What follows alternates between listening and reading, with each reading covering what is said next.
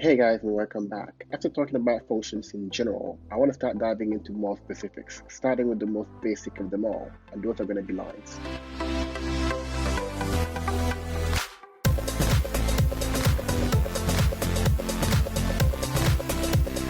Hey there again, this is Franck. If you're still on the fence, go ahead and subscribe to my channel. Today I want to show you how to find the equation of a line given 2 points. Now if you have 2 points, the first one being of coordinate x1, y1, and the second one being of coordinates x2, y2, you should know that's all you need in order to define a line. As you can see in my illustration here, if you put both points on the plane x1, y1 here and x2, y2 here, you can see that as long as those 2 points are distant, they clearly define a line. One of the most important components about lines is their direction. This is usually represented as a number called a slope and the letter m. The slope of the line representing its direction would then be equal to the rise over the run. What I mean by that is it's going to be equal to the rise, which is the differences in y, so y2 minus y1, over the run, which is the differences in x's, which means x2 minus x1. In the particular case that I have here, the slope happens to be positive because my line is going up. If my line were going down, the slope would be then negative. And if my line happens to be a constant line, then the slope will be equal to 0, indicating that the line is neither going up nor down. Another particular case would be if my line happens to be vertical. A vertical line would have a non-existent slope because the run, which is the differences in x, would be 0. And as you know, you cannot divide by 0. After you understand how to find the slope of a line, you are ready to write down its equation. And that could come in many forms. The first form I'm going to show you is the point slope form, which is going to be y minus y1 equals to m in parentheses x minus x1. This particular form requires you to have a point P1 of coordinate x1, y1 and a slope m.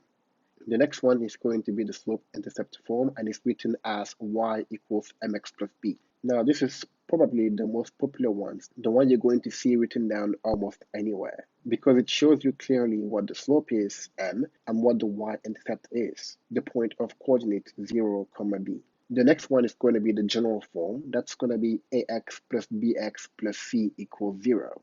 Now the next two are going to be very specific cases. The first one is going to be coming from the y equals mx plus b, and it's going to be y equals b.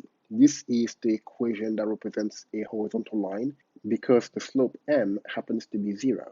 And the last one I'm going to give you here is the equation x equals a. This represents the equation of a vertical line. In particular, m, the slope, does not exist for this one. Let me give you a concrete example, and let's find the equation of a line given these particular 2 points. The first point is going to be of coordinate 4, 2, and the second point is going to be of coordinate -1, 12.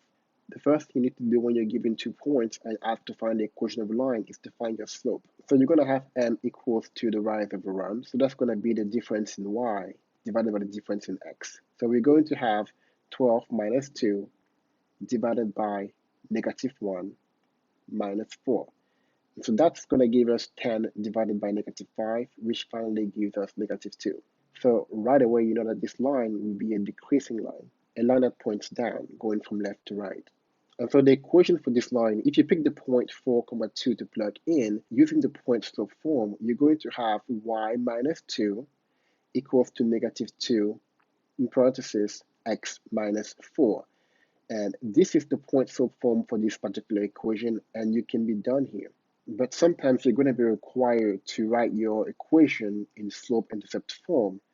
And so in that case, all you have to do is isolate the variable y on one side of the equation. And that will give you y equals to -2 times x. It's going to be -2x. And then -2 times -4 is going to give you 8.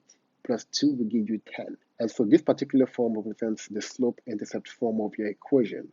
And finally, if you were asked to give a general form of your equation, what you would have to do is move everything on one side of the equation so you can have something equals to 0.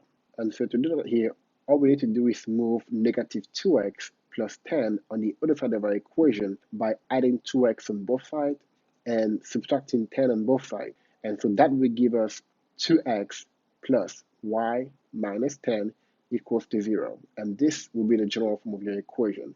And so each of these forms, the point slope form, the slope intercept form, and the general form, are acceptable answer for the equation of a line.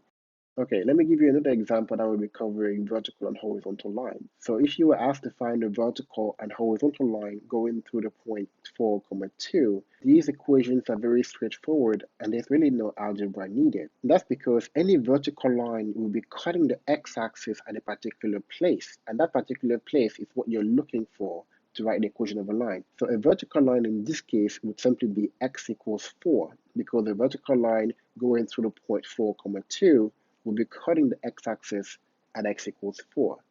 And the horizontal line will be cutting the y-axis at y equals 2. And so therefore, y equals 2 would be the equation for your horizontal line here.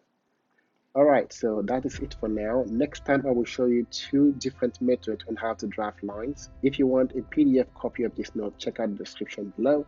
If you like the way I break down the material, don't forget to give me a thumbs up, and I'll see you next time. Bye-bye.